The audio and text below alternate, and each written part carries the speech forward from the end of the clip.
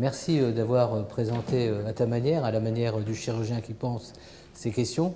En fin de compte, dans la démarche valeurs de la République du soin et de l'accompagnement, poser ce type de questions, c'est de voir si la justice est une valeur qui est une valeur significative par rapport au processus décisionnel dans le contexte du soin.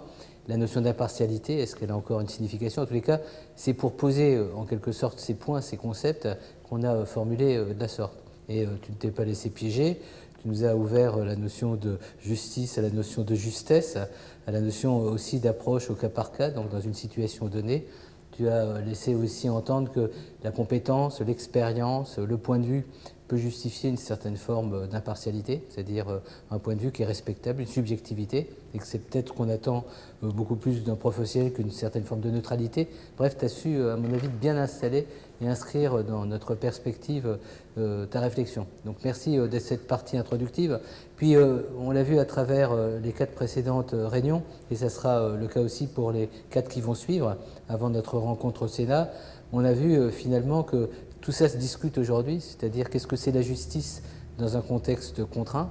C'est vrai que de plus en plus, et ça a été évoqué à plusieurs reprises dans ces rencontres, on est dans les protocoles, dans les procédures, la liberté de conscience est de plus en plus mise en cause, les compétences sont quelquefois un petit peu reniées par rapport à des intérêts supérieurs. Bref, on a été un peu à s'immerger dans une réalité qui est complexe et qui pour autant doit être prise en compte dans ce qu'elle est pour essayer de ne pas être inique ou indifférent par rapport à la cause d'autrui. Voilà tous ces éléments, donc mille merci de cette présentation. Qui prend la parole le premier, sachant que quand les gens regardent nos vidéos, c'est surtout les premiers qui le regardent rapidement, donc vous aurez encore plus d'écho par vos premières positions. Je sais que tu es tenté d'intervenir. Vas-y. Tu me donnes le micro avant même. Je voyais un sourire bien. Avant même que je l'ai demandé. Oui, alors moi j'ai beaucoup apprécié Bernard Pissarro, médecin de santé publique. Alors j'ai beaucoup apprécié votre exposé, en particulier à partir de justesse et de justice. Ça m'a fait penser à un troisième sens de juste, c'est au plus juste. Est-ce qu'on fait aussi du soin au plus juste, c'est-à-dire vraiment à minima? C'est une autre manière aussi d'interroger les mots. L'essentiel de ma réflexion va au-delà, parce que là vous avez abordé beaucoup le problème du soin individuel. Est-ce qu'on se limite à la justice et à l'impartialité dans l'organisation individuelle ou dans l'organisation collective? Et alors là, on voit apparaître des injustices énormes. À la fois, je ne vais pas reprendre tout le problème de la justice sociale et de la santé, mais simplement dans l'organisation du soin. Est-ce qu'il est juste que, suivant que les malades peuvent payer ou pas, ils aient un rendez-vous en secteur privé dans les 3 jours et en secteur général dans les 3 mois, etc. Je pense qu'il faut approfondir ce problème de la justice à l'ensemble du système de soins. Et que là, il y a toute une réflexion à développer. On l'a développé un peu dans une journée avec l'équipe de l'éthique, mais je pense que c'est important de le rappeler à chaque fois. Alors, la partialité et l'impartialité, je dois dire que pour moi, c'est un peu plus compliqué et j'ai un peu plus de mal à réagir, mais vraiment peut-être sur l'impartialité quand même. Quand on regarde... il y a eu 2 rapports récents autour de la mortalité infantile qui sont appelés les rapports Rémy, qui est réduction de la mortalité infantile, qui se passe en Seine-Saint-Denis. Et en particulier, un des 2 rapports met en lumière la très grande difficulté pour les professionnels autour de la périnatalité de prendre en compte la précarité. Et que là, il y a aussi toute une réflexion à avoir sur comment est-on impartial ou partial, juste ou pas juste, en fonction du contexte social du malade et comment est-ce qu'on peut le prendre en compte. Alors là, on voit, vous êtes le médecin de santé publique. Là, effectivement, vous avez une approche beaucoup plus globale et vous avez parfaitement raison. Moi, j'ai eu l'approche strictement... individuelle de la relation professionnelle-malade, mais c'est vrai que vous avez une approche qui est totalement complémentaire, et c'est vrai que ça pose d'autres questions. La question quand même Peut-être que notre responsable de la démocratie sanitaire à l'Agence régionale de santé aura un mot à dire, Tanguy, par rapport à ces questions. On est quand même à poser ces questions dans le cadre de la démocratie sanitaire, dans le cadre de la loi que tu as évoquée du 4 mars 2002, droit des malades et qualité du système de santé, dont la philosophie est aussi reprise dans la dernière loi santé, c'est-à-dire les fondamentaux de notre démocratie et le soin, enfin, je veux dire, soigner l'autre, être attentif dans un acte de solidarité à son sort quand il est en situation de vulnérabilité, est constitutif de ce que sont les valeurs de notre démocratie. Donc ces éléments à prendre en compte, comment être aussi juste vis-à-vis d'une personne qui ne prétend plus à rien, qui n'a plus la possibilité même de revendiquer quoi que ce soit, telle sa situation est marginalisée dans la société, c'est des éléments à prendre en compte et qu'on voit quand même de plus en plus honorés dans une certaine forme de sensibilité du sanitaire au médico-social et du médico-social au sanitaire. Enfin, tous ces éléments peuvent être repris, à mon avis, dans notre discussion. Alors, on va aller peut-être du côté de Périgueux, peut-être à 3 tout à l'heure. On va faire, donc, puisqu'on a notre Périgourdine de service, EHPAD, qui est là. Donc, j'imagine que tu as une dimension, Geneviève, à apporter aussi à ce débat. Merci Emmanuel.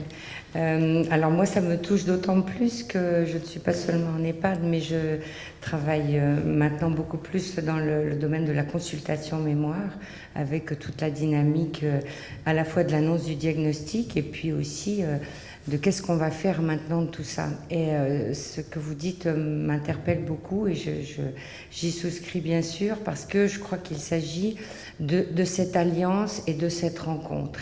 Et que de plus en plus, je me dis, les connaissances des sachants, de nous qui savons tout à fait ce qu'on devrait proposer à la personne qui est en face de nous et qui vient avec ce qu'elle a, mais aussi avec ce qu'elle est dans cette histoire-là.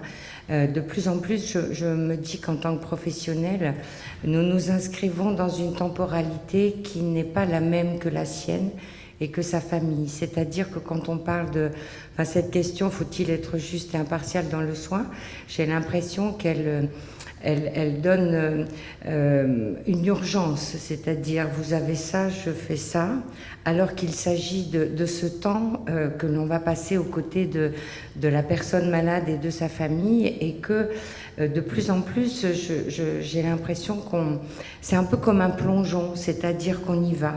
Très souvent, je dis aux personnes, sachez que je ne vous lâcherai pas, quoi qu'il arrive.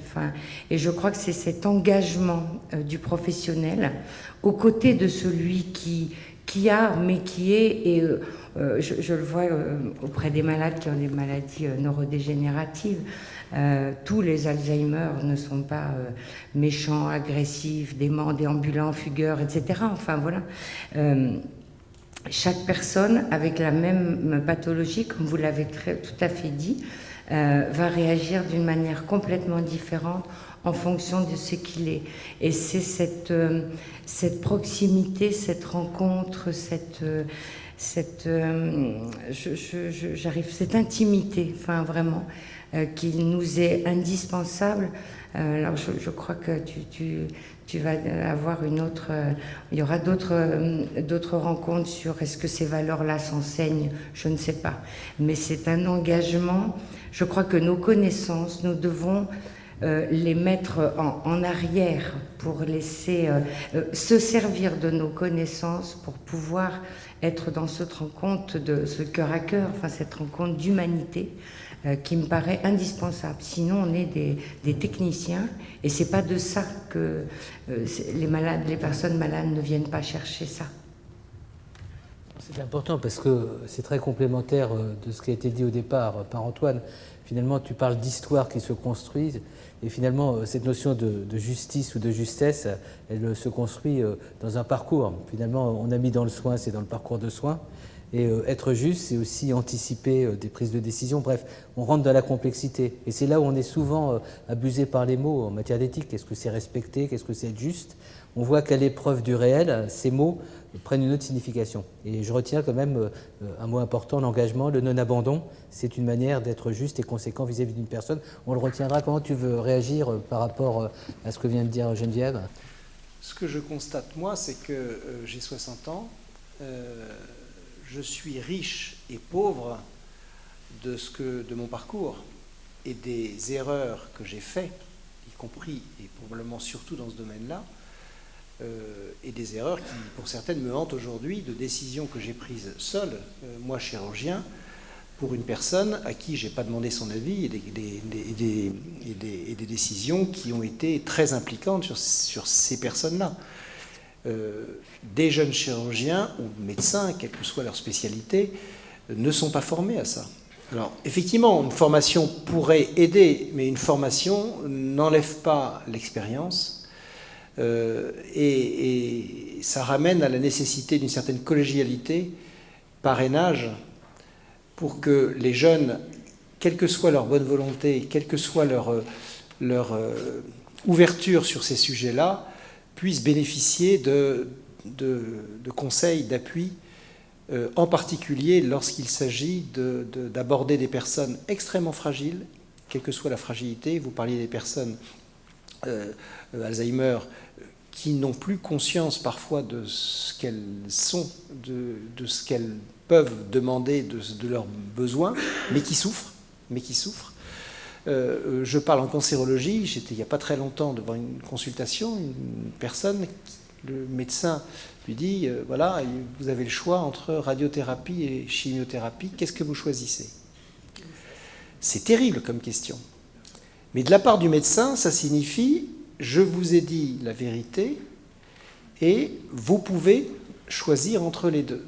Mais pour la personne, s'approprier la question et prendre la décision, c'est difficile. Et c'est vraiment là qu'il y a une alliance qui est nécessaire. J'aime bien ce terme d'alliance. Une alliance qui est nécessaire pour que la compréhension mutuelle amène l'un à dire ce qu'il souhaite et l'autre à l'aider à prendre la décision, mais en tout cas à ne pas le laisser responsable d'une décision qui serait trop lourde à porter. Alors maintenant, est-ce que ça s'enseigne tout ça? C'est compliqué. J'observe, en écoutant les uns les autres, que la notion de justice, elle renvoie aussi au sentiment d'injustice qui devient quelquefois incompatible avec les bonnes pratiques professionnelles.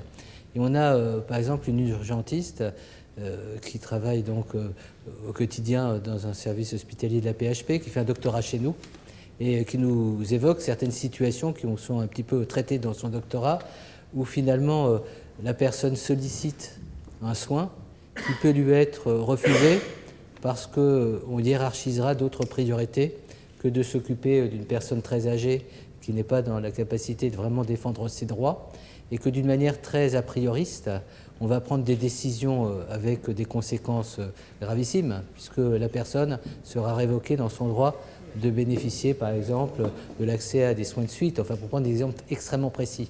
Et donc, des professionnels disent, mais ce qui est notre vocation, ce qui est au fond de notre engagement est totalement remis en cause par des logiques, par des procédures, des processus qui ont aussi des critères d'éligibilité très recevables, mais qui font qu'in fine, nous assumons la responsabilité de refuser de soigner ou d'être dans la capacité d'apporter le meilleur soin, donc d'être injuste. Et c'est quelquefois vécu comme une situation d'imposture. Alors c'est très différent, j'imagine, quand tu te trouves, comme tu l'es sur le terrain, par exemple, je sais pas, dans le contexte d'une crise, d'une guerre, hein, où on est dans des contextes plus limitatifs. Mais le sentiment d'injustice semble davantage criant quand ces professionnels savent que malgré tout, c'est possible, et que si cette personne était la fille d'un responsable politique, ou la mère, probablement qu'elle aurait moins de susceptibilité d'être soumise à cette forme d'injustice. Voilà. C'est des questions, en tous les cas, qui sont posées très, très souvent sur le terrain. Je te donne la parole si tu veux te présenter. Merci, Elisabeth Quignard. Je suis gériatre et médecin en soins palliatifs, mais à la retraite, et donc je passe plutôt mon temps à faire des formations. Et je voudrais me faire un peu la voix en rebondissant sur ce que vous parliez, sur ce que vous racontiez sur les besoins. Me faire un peu l'écho de la voix des soignants, et notamment des aides-soignants, qui sont un peu les sans-voix parmi les soignants. Et justement, ça rebondit aussi sur ce que tu viens de dire, Emmanuel. Il y a des soignants qui nous signalent, quand on fait des formations comme ça, que les malades ne sont pas tous écoutés de la même façon, en fonction de leur statut social, en fonction, je pense, j'étais en formation dans un tout petit EHPAD vraiment perdu au milieu de nulle part, dans l'Aube, et ces femmes qui sont là prenaient conscience qu'elles étaient un peu les seules à défendre les sans-voix et les petits. Et j'ai trouvé que c'était très compliqué. Et ça me faisait penser que, un peu comme les parents, quand on est parent et qu'on a plusieurs enfants, on se dit je vais apporter la même chose à tous. Et ça, c'est un petit peu l'idéal. Et puis on se rend compte que ben non, on ne va pas exactement apporter la même chose à tous, parce qu'on va essayer d'apporter à chacun ce dont il a besoin. Et c'est... Voilà, c'est pas si simple. La justice et la justesse dans le soin et dans ce qu'on doit apporter. En tous les cas, je pense que si on reste dans la globalité de la personne, plutôt que de s'attacher simplement à la maladie, on a de bonnes chances d'y arriver correctement.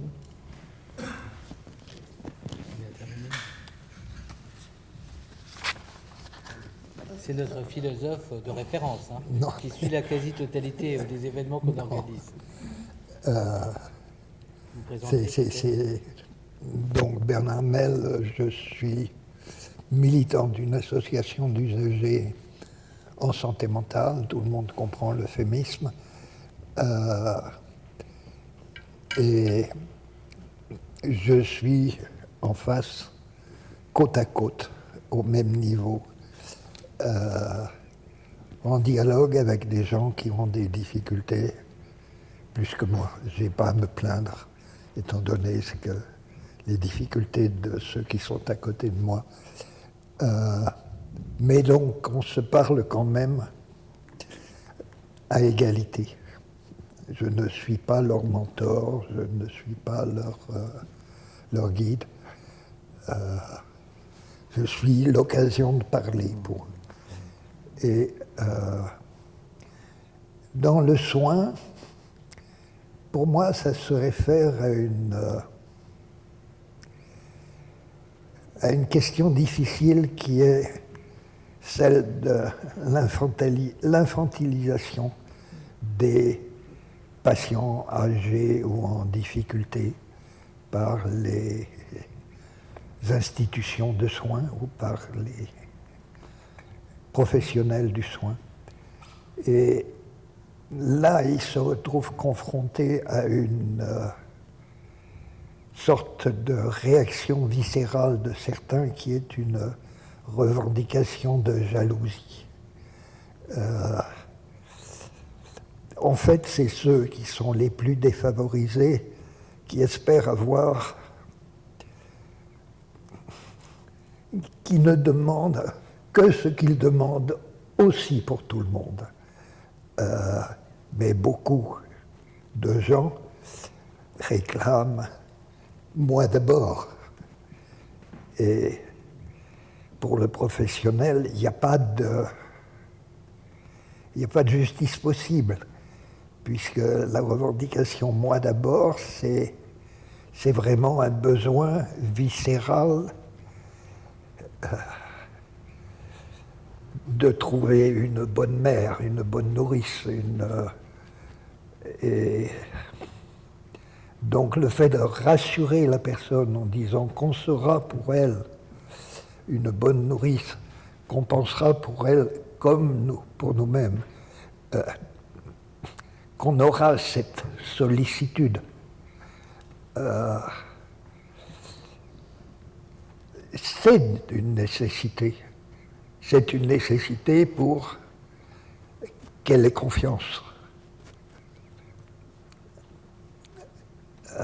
C'est vraiment les plus déshérités qui demandent simplement à dire ce que je veux, c'est que personne ne soit abandonné sans défense. Merci. Toujours des phrases extrêmement fortes.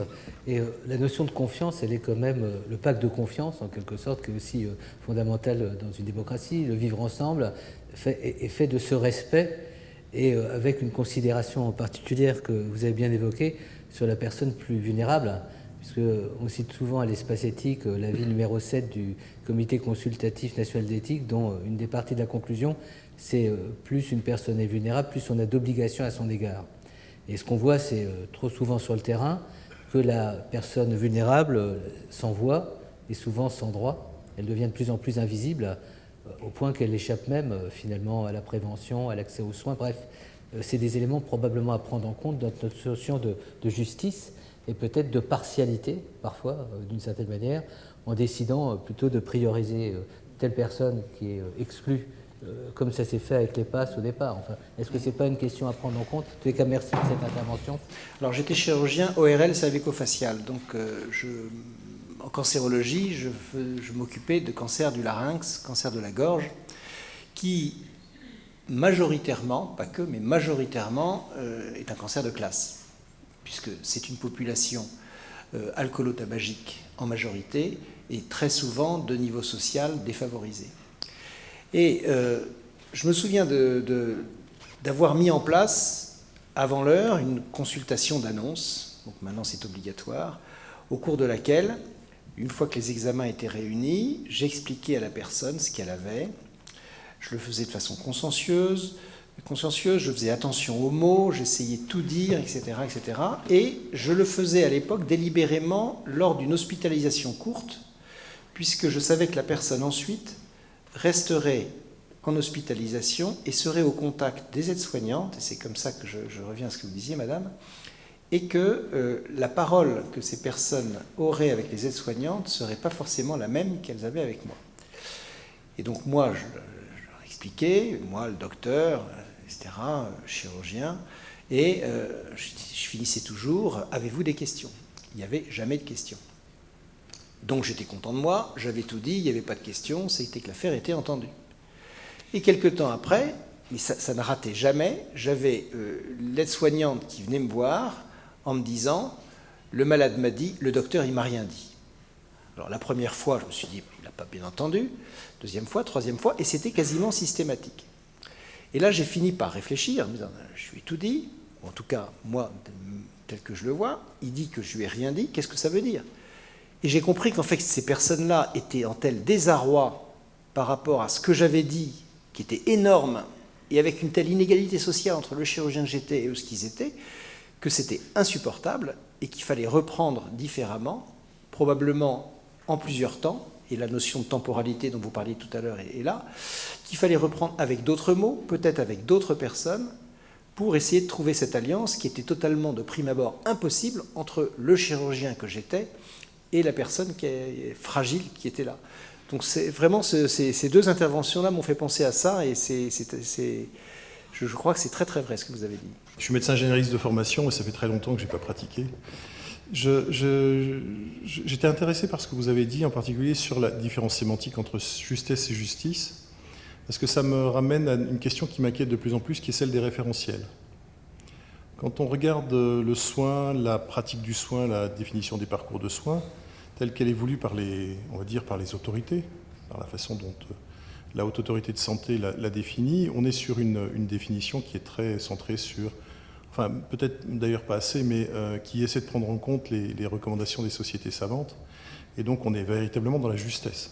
C'est-à-dire que la haute technicité du soin est la référence ultime, le référentiel ultime de nos autorités. Avec un autre référentiel par-dessous qui est celui de l'efficience, c'est-à-dire de le rapport entre les économies et l'efficacité. Quand vous êtes dans le référentiel de la justice, vous êtes dans un référentiel qui est différent et qui est non pas un référentiel de santé publique, mais qui est plus un référentiel de valeur par rapport à ce que vous pensez des choses et ce que vous devez faire. Ça me rappelle la parole de Guy Valencien quand il dit un médecin à l'heure actuelle, c'est quelqu'un qui doit être un transgressif du système. C'est quelqu'un qui doit aller contre et prendre des décisions qui ne sont pas forcément des décisions qui vont dans le sens du système. Et moi, j'aimerais savoir quelle est votre opinion par rapport à ça. C'est-à-dire, quand je suis confronté de plus en plus à des demandes d'associations de malades qui disent « mais la façon dont les soins sont envisagés et évalués par les autorités ne correspond pas à ce dont on a besoin à nous, parce que les critères sont des critères purement médicaux ou purement scientifiques, et pas des critères de qualité de vie, pas des critères de prise en charge ».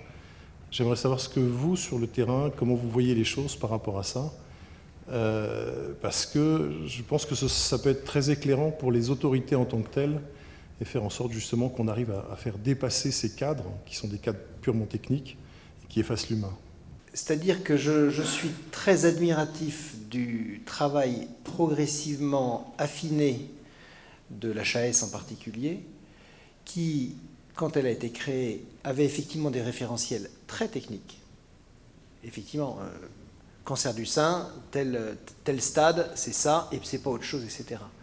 Avec des référentiels qui se sont beaucoup plus affinés et qui prennent maintenant l'humain en compte.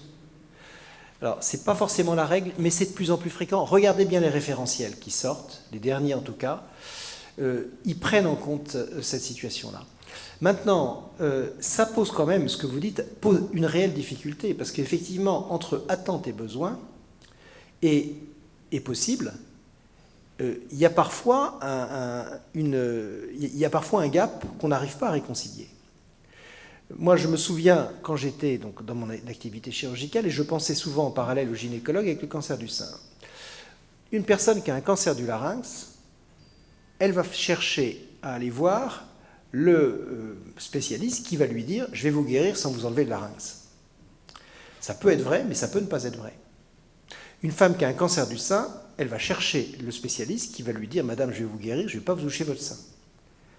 Ça peut être vrai, mais ça peut ne pas être vrai. Et il y a des moments où, on peut le regretter, mais il y a des moments où il y a une réelle différence entre le besoin, l'attente et le possible. Le tout, c'est d'arriver à la réduire, et le tout, c'est d'arriver à la dire, et avec parfois des prises de décision qui, effectivement, sont plus proches du possible que de l'attente, ou à l'inverse, qui sont plus proches de l'attente que du possible, mais qui, dans ces cas-là, là pour le coup, si on est dans la loi de 2002 et de la place du malade, en responsabilité, doivent être éclairés. Et je me souviens en particulier d'une personne qui ne voulait pas que je lui enlève son larynx. Je lui avais expliqué qu'elle avait de fortes chances de récidiver, et en tout cas beaucoup plus de risques de ne pas survivre à sa maladie si je ne lui faisais pas. Elle n'a pas été opérée, elle a été irradiée, j'ai fini par l'opérer, mais trop tard, et ça s'est mal terminé. Et des exemples comme ça, dans toutes les spécialités, on en a. Donc c'est compliqué. Votre question, elle est parfaitement légitime. Mais de temps en temps, la réconciliation entre les deux est difficile. Je vais donner une dernière question, la parole pour une dernière question, avant qu'on passe à la deuxième partie avec Benjamin Picciott. Mais à la dernière réunion qu'on a organisée ici, il y avait une réflexion de Laurent Baugerie, qui est chef de service gastro-entérologie à Saint-Antoine, sur le processus décisionnel. Il nous a fait vraiment une approche épistémologique en disant que l'arbitrage de la décision, c'est un temps intellectuel qui demande de mobiliser des compétences, mais aussi une disponibilité, et que c'est de moins en moins compatible avec les règles de bonne pratique qui sont édictées par les sociétés savantes, avec l'évidence de médecine, bref. Alors, ça correspond à ce que tu as dit de Guy Valencière, mais tous les médecins aujourd'hui n'ont pas l'énergie d'être au quotidien dans une transgression, dans une rébellion, qui du reste, d'un point de vue juridique, pourrait leur être reprochée demain si ça ne passe pas. Donc, c'est des éléments à prendre en compte. Mais on voit bien, d'un point de vue assez juste, c'est pour ça que je suis content qu'on ait un étudiant en médecine qui a son association, il va parler de son association éthique. AKB, c'est la fierté de Bicêtre que d'avoir Franck Roland avec son association. Mais dans la notion de justesse ou de justice, regardez encore que dans la pédagogie, la formation des professionnels, on les sensibilise à ce que peut être un arbitrage juste, c'est un premier point. Également, quel type de regard extérieur peut éventuellement arriver à pondérer une décision qui ne soit pas que duel. C'est l'histoire du tiers qui peut intervenir à un moment donné. Donc, c'est des éléments à prendre en compte. Puis un dernier point à prendre en considération, on pourrait le détailler, mais dans la loi du 4 mars, il y a, dans les articles de la loi, on prend en compte effectivement le droit de la personne, mais le droit a ses limites. C'est-à-dire, il ne doit pas remettre en cause la pérennité du système de santé. Et on voit quand même de plus en plus, dans le contexte actuel, des lobbies, soutenus quelquefois par des entreprises, enfin je veux dire, ne serait-ce que du médicament, pour prendre un exemple précis, donc des lobbies extrêmement forts qui quelquefois interviennent dans le champ de la santé au détriment d'autres intérêts qui n'ont pas les mêmes types de soutien. Il y a les maladies qui sont des maladies qui sont sur le devant de la scène et puis d'autres. Bon. Et il y a un sentiment profond aussi d'injustice. Pourquoi ma maladie serait-elle moins importante et à moins être prise en considération? Tous ces éléments sont à prendre en considération. Donc je retiens quand même de cette première partie du débat qu'il y aurait déjà à réfléchir comment on arbitre d'une manière juste une décision et que le processus d'arbitrage, en quelque sorte, doit bénéficier pas uniquement d'un titre de chapitre, c'est la collégialité, comment on instruit finalement une question Et dernier point, c'était très intéressant. Finalement, la personne a le droit de refuser un soin. Elle a le droit donc de refuser un soin. Elle aura le droit maintenant, avec la loi du 2 février même, de demander, quand elle refuse un traitement, une sédation profonde et continue. La vraie question, c'est qu'on n'est pas égaux face à l'information. On n'a pas tous un environnement qui va nous conseiller. Et donc, ça pose vraiment, d'un point de vue démocratique, la question de la personne vulnérable, qui sera plus sensible au fait qu'on lui dit qu'il n'y a pas le choix, alors que pour certains... Je termine sur un point qui m'a beaucoup frappé. Un chirurgien me disait à certains, je ne fais pas une proposition de traitement parce que je sais qu'ils ne sont pas dans un environnement qui permettra finalement de vivre après. C'est des questions qui peuvent nous interroger.